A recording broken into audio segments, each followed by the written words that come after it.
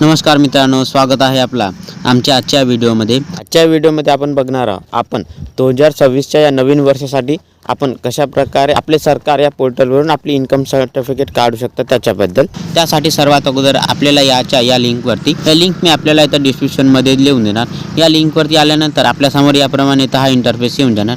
तर सर्वात अगोदर आपल्याला इथं आपला रजिस्ट्रेशन करायचे आहे आणि रजिस्ट्रेशन अगोदरच झाला असेल तर आपल्याला इथं आपला यूजर आयडी आणि इथं आपला पासवर्ड द्यायचा आहे आणि ह्या कॅप्चा आपल्याला इथं फिल करायचा आहे आणि इथून आपल्याला आपला जिल्हा सिलेक्ट करायचा आहे आणि त्याच्यानंतर आपल्याला इथं लॉगिंगवरती क्लिक करायचं आहे। आणि इथं जर आपला अकाउंट नसेल बनला आणि आपण इथं न्यू यूजर असाल तर सर्वात अगोदर आपल्याला इथं आपला अकाउंट बनवायचा आहे। त्याच्यासाठी आपल्याला इथं न्यू यूजर रजिस्टर हेअरवरती क्लिक करायचं आहे। मग आपल्यासमोर याप्रमाणे इथं इंटरफेस येऊन जाणार आणि इथं आपण दोन प्रकारे आपला अकाउंट बनवू शकता। इथं आपल्याला ऑप्शन 1 आणि ऑप्शन 2 चे दोन ऑप्शन दिलेले आहे। इथं ऑप्शन 2 मध्ये आपण इथं आपली स्वतःची details, photo identity proof, address proof हे सर्व डॉक्युमेंट्स इथं अपलोड करून आपण आपल्या मोबाईलवर OTP देऊन आपण इथं व्हेरिफिकेशन करून आपली प्रोफाईल इथं बनवू शकता। आणि इथं पहिल्या ऑप्शनमध्ये आपण फक्त आपल्या मोबाईलवरच OTP पाठवून आपले इथं युजर नेम ID बनवू शकता। तर आपल्याला इथं ज्याप्रमाणे आपली प्रोफाईल बनवायची असेल तो ऑप्शन आपल्याला इथं सिलेक्ट करायचा। आपण जर इथं फक्त आपला मोबाईल नंबर देऊनच आपली प्रोफाईल बनवत असाल तर आपल्याला या पहिल्या ऑप्शनवरती क्लिक करायचं आहे। मग आपल्यासमोर इथं खाली याप्रमाणे हा मोबाईल नंबर आणि युजर नेम व्हेरिफिकेशनचा ऑप्शन येऊन जाणार।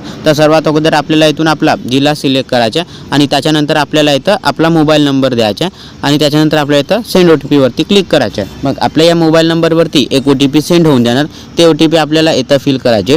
OTP फिल केल्यानंतर इथं आपल्याला एक आपला युजर नेम बनवायचा आहे। या युजर नेममध्ये आपण आपला मोबाईल नंबर देऊ शकता किंवा आधार कार्ड नंबर देऊ शकता किंवा जन्मतारीख देऊ शकता किंवा आपण इथं आपला स्वतःचे नाव लिहू शकता। इथं ज्याप्रमाणे आपल्याला आपला युजर नेम बनवायचा असेल तो युजर नेम बनवल्यानंतर इथं खाली आपल्याला हा चेक युजर नेम अवेलेबिलिटीचा ऑप्शन दिलेला आहे। तर इथं आपल्याला क्लिक करायचं आहे। मग आपल्यासमोर याप्रमाणे इथं हा you can use this user नेमचा इथं ऑप्शन येऊन जाणार आणि मग आपण या युजर नेमला इथं यूज करू शकता। आणि जर याप्रमाणे इथं हा मेसेज नाही आला तर आपण हा युजर नेम यूज नाही करू शकत। आपल्याला इथं दुसरा युजर नेम बनवावा लागतो। इथं युजर नेम दिल्यानंतर खाली आपल्याला इथं आपला पासवर्ड बनवायचा आहे। आपल्याला हा पासवर्ड कमीत कमी 7 कॅरेक्टर आणि जास्तीत जास्त आपल्याला इथं 20 कॅरेक्टर एवढा बनवायचा आहे। इथं या पासवर्डमध्ये आपल्याला कोणता पण एक 0 ते 9 मधून एक अंक द्यायचा आहे। त्याच्यानंतर ABCD मधून आपल्याला कोणता पण एक लोअर केस अल्फाबेट द्यायचा आहे। त्याच्यानंतर आपल्याला इथं कोणता पण एक अप्पर केस अल्फाबेट द्यायचा आहे आणि इथून आपल्याला कोणता पण एक स्पेशल कॅरेक्टर द्यायचा आहे आणि त्याची लेंथ आपल्याला इथं कमीत कमी 7 कॅरेक्टर आणि जास्तीत जास्त 20 कॅरेक्टर एवढा मोठा ठेवायचा आहे। इथं जसं की आपल्याला इथं एक्झाम्पलमध्ये दिलेलं आहे citizen@123 याप्रमाणे आपण इथं आपला पासवर्ड बनवू शकतो किंवा आपण इथं pass@123 किंवा आपण इथं स्वतःच्या नावाचा पासवर्ड बनवू शकता। याप्रमाणे आपल्याला इथं पासवर्ड बनवायचा आहे आणि हा पासवर्ड आपल्याला इथं या पासवर्डमध्ये टाईप करायचा आहे आणि तोच पासवर्ड आपल्याला इथं कन्फर्म पासवर्डमध्ये टाईप करायचा आहे। त्याच्यानंतर इथं खाली आपल्याला आपला पूर्ण नाव इंग्लिशमध्ये लिहायचं आहे आणि आपल्याला इथं बाहेर क्लिक करायचं आहे। मग तो नाव आपला इथं फुल नेम मराठीमध्ये इथं ऑटोमॅटिकली येऊन जाणार आणि इथं जर आपल्या मराठीमधल्या नावामध्ये काही मिस्टेक आली तर आपल्याला इथं तसंच सोडायचं आहे। आपण इथं एडिट नाही करू शकत। समोर आपल्याला इथं फॉर्ममध्ये एडिट करायचं आहे।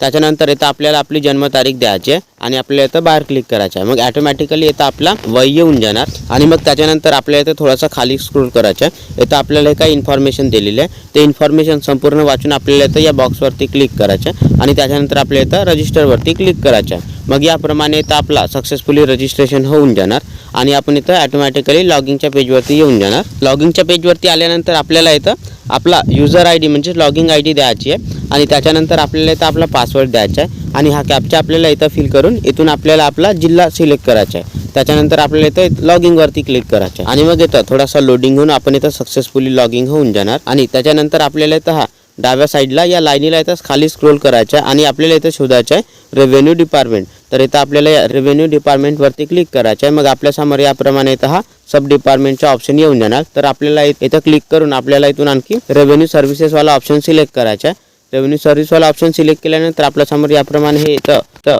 काही ऑप्शन्स येऊन जाणार। तर आपल्याला इथून या इन्कम सर्टिफिकेटवाल्या ऑप्शनवरती क्लिक करायचं आहे आणि त्याच्यानंतर आपल्याला या प्रोसीडवरती क्लिक करायचं आहे। मग इथं थोडासा लोडिंग होऊन आपल्यासमोर याप्रमाणे इंटरफेस येऊन जाणार। तर आपल्याला इथं या डाव्या साईडला हा सर्व्हिस लिस्टचा ऑप्शन दिलेला आहे। तर आपल्याला या सर्व्हिस लिस्टवरती क्लिक करायचं आहे। क्लिक केल्यानंतर आपल्यासमोर याप्रमाणे आणखी हे ऑप्शन्स येऊन जाणार।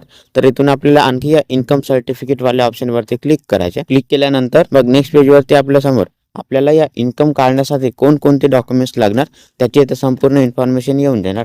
तर आपल्याला हे इन्फॉर्मेशन चेक करायचे असेल तर आपण इथं चेक करू शकता। चेक केल्यानंतर इथं खाली आपल्याला कंटिन्यूचा ऑप्शन दिलेला आहे। तर आपल्याला त्या कंटिन्यूवरती क्लिक करून नेक्स्ट पेजवरती यायचं आहे आणि नेक्स्ट पेजवरती आपल्यासमोर मग याप्रमाणे इंटरफेस येऊन जाणार आणि या पेजपासून आपल्याला आपल्या इन्कम सर्टिफिकेटचा फॉर्म फिलअप करण्यास सुरुवात करायची आहे। सर्वात अगोदर इथं आपल्याला फेच आधार डिटेल्सचा ऑप्शन दिलेला आहे। तर आपण जर इथं आपली काही इन्फॉर्मेशन जसे की फोटो, आपला ॲड्रेस आणि आपलं नाव याप्रमाणे आपली काही इन्फॉर्मेशन आपल्या आधार कार्डनुसार देत असाल तर आपल्याला इथं यसवरती क्लिक करायचं आहे। यसवरती क्लिक केल्यानंतर आपल्यासमोर याप्रमाणे हा आधार कार्ड नंबर देण्याचा ऑप्शन येऊन जाणार। तर आपल्याला इथं आपला आधार कार्ड नंबर द्यायचा आणि त्याच्यानंतर आपल्याला इथं जनरेट OTP वरती क्लिक करायचं आहे। मग आपल्या या आधार कार्डला जो मोबाईल नंबर जोडला असेल त्याच्यावरती एक OTP सेंड होऊन जाणार। ते OTP आपल्याला इथं फिल करायचे आहे। OTP फिलअप केल्यानंतर आपल्याला इथं सबमिटवरती क्लिक करायचं आहे। मग इथं आपली काही डिटेल जसे की नाव, फोटो आणि आपला ॲड्रेस आपल्या आधार कार्डनुसार येऊन जाणार आणि आपण जर आपली हे डिटेल्स आपल्या आधार कार्डनुसार न देता आपण स्वतः फिलअप करत असाल तर आपल्या इथं या नोवरती क्लिक करायचं आहे। त्याच्यानंतर इथं आपल्याला इन्कम इयरबद्दल विचारला। आपण जर 1 वर्षाची इन्कम काढत असाल तर आपल्याला इथं 1 वर्षाचा ऑप्शन सिलेक्ट करायचा आणि आपण जर 3 वर्षाची इन्कम काढत असाल तर आपल्याला इथं 3 वर्षाचा ऑप्शन सिलेक्ट करायचा। आपल्याला हे इन्कमची डिटेल देण्यासाठी सर्वात अगोदर आपल्या एरियाचा जो तलाठी महसूल अधिकारी असेल त्यांच्याकडून आपल्याला आपला उत्पन्न प्रमाणपत्र आणायचं आहे आणि त्या उत्पन्न प्रमाणपत्रावर ज्याप्रमाणे इन्कम दिली असेल जसे की 1 वर्ष किंवा 3 वर्ष तो वर्ष आपल्याला इथून सिलेक्ट करायचा आहे आणि आपला उत्पन्न प्रमाणपत्र आपला हा एक डॉक्युमेंट्स होणार आहे।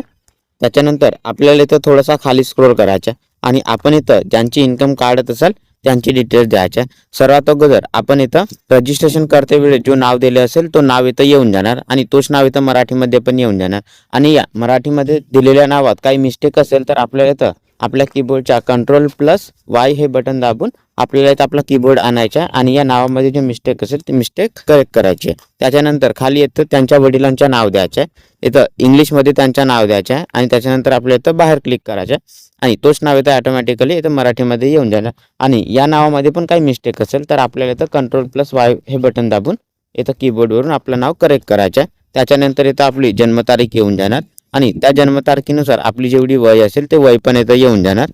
त्याच्यानंतर इथं आपला मोबाईल नंबर येऊन जाणार आणि मग आपल्याला इथून आपला जेंडर सिलेक्ट करायचा आणि त्याच्यानंतर इथं हा ईमेल IDचा ऑप्शन दिलेला आहे। हे ईमेल IDचा इथं ऑप्शन मॅन्डेटरी नाही आहे पण आपल्याला द्यायचा असेल तर आपण देऊ शकता किंवा याला सोडू पण शकता। त्याच्यानंतर इथं खाली आपला ऑक्युपेशन दिलेला आहे तर आपण जो काम करत असाल तो काम आपल्याला इथून सिलेक्ट करायचा आहे। काम सिलेक्ट केल्यानंतर इथं खाली आपल्याला आपला ॲड्रेस द्यायचा आहे। सर्वात अगोदर इथं ॲड्रेसमध्ये आपला जो ॲड्रेस असेल तो संपूर्ण ॲड्रेस द्यायचा आहे। त्याच्यानंतर इथं आपला जिल्हा अगोदरच येऊन जाणार। इथून आपल्याला आपला तालुका सिलेक्ट करायचा आणि त्याच्यानंतर इथून आपल्याला आपला विलेज सिलेक्ट करायचा आहे। विलेज सिलेक्ट केल्यानंतर इथं आपल्याला आपला पिनकोड द्यायचा आहे। पिनकोड दिल्यानंतर इथं खाली आपल्याला पॅन कार्ड नंबरबद्दल विचारला तर हा पण इथं मॅन्डेटरी नाही आहे पण आपल्याला आपला पॅन कार्ड नंबर द्यायचा असेल तर देऊ शकता किंवा याला सोडू शकता। त्याच्यानंतर आपल्याला इथं टाईप ऑफ इन्कम सर्टिफिकेटबद्दल विचारलं आहे तर आपल्याला जर आपलं इथं कौटुंबिक उत्पन्न प्रमाणपत्र पाहिजे असेल तर आपल्याला इथं कौटुंबिकवाला ऑप्शन सिलेक्ट करायचा आणि आपल्याला जर वैयक्तिक उत्पन्न प्रमाणपत्र पाहिजे असेल तर आपल्याला हा वैयक्तिकवाला ऑप्शन सिलेक्ट करायचे। त्याच्यानंतर खाली आपण हे इन्कम सर्टिफिकेट ज्याच्यासाठी काढत असाल त्यांचा ऑप्शन सिलेक्ट करायचे। इथं आपल्याला आपली पत्नी, मुलगा, मुलगी किंवा आई असे ऑप्शन दिले तर आपण इथं ज्यांच्यासाठी इन्कम सर्टिफिकेट काढत असाल त्यांचा ऑप्शन सिलेक्ट करायचा आणि आपण जर इथं स्वतःसाठीच काढत असाल तर इथं स्वतःचा पण ऑप्शन दिलेला आहे। त्याच्यानंतर इथं आपण जर स्वतःला ऑप्शन सिलेक्ट केले तर इथं बेनिफिशरी नेममध्ये आपलं नाव येऊन जाणार आणि आपण जर आपल्या मुलासाठी किंवा मुलीसाठी किंवा पत्नीसाठी जर काढत असाल तर त्यांचा ऑप्शन सिलेक्ट केले तर इथं त्यांचं आपल्याला नाव द्यायचे। नाव दिल्यानंतर इथं खाली आपल्याला फॅमिली फार्म डिटेल्सबद्दल विचारलं तर आपल्याला इथं आपल्या शेतीबद्दल इन्फॉर्मेशन द्यायची। आपल्याला हा ऑप्शन आपण इथं आपला ऑक्युपेशन फार्मर म्हणून सिलेक्ट केले त्याच्यामुळे हा ऑप्शन आलेला आहे। आपण इथं ज्याप्रमाणे आपले ऑप्शन सिलेक्ट करणार त्याचप्रमाणे इथं आपल्याला ऑप्शन येऊन जाणार। त्याच्यानंतर इथं खाली आपल्याला आपल्या इन्कमची डिटेल्स द्यायचे। आपण जो आपला तलाठी किंवा महसूल अधिकाऱ्याकडून आपला जो उत्पन्न प्रमाणपत्र आला असेल त्याच्यावरती ज्याप्रमाणे आपली इन्कम दिली असेल त्याचप्रमाणे आपल्याला इथं आपली इन्कम द्यायची आहे। जसे की इथं आपली काही शेतीची इन्फॉर्मेशन दिली असेल तर शेतीच्या समोर जे आपले बॉक्स दिले आहेत 2023-24, 24-25 आणि 25-26 जे बॉक्स दिले आहेत त्याच्या खाली आपल्याला आपली जेवढी इन्कम असेल ते इन्कम द्यायची आहे।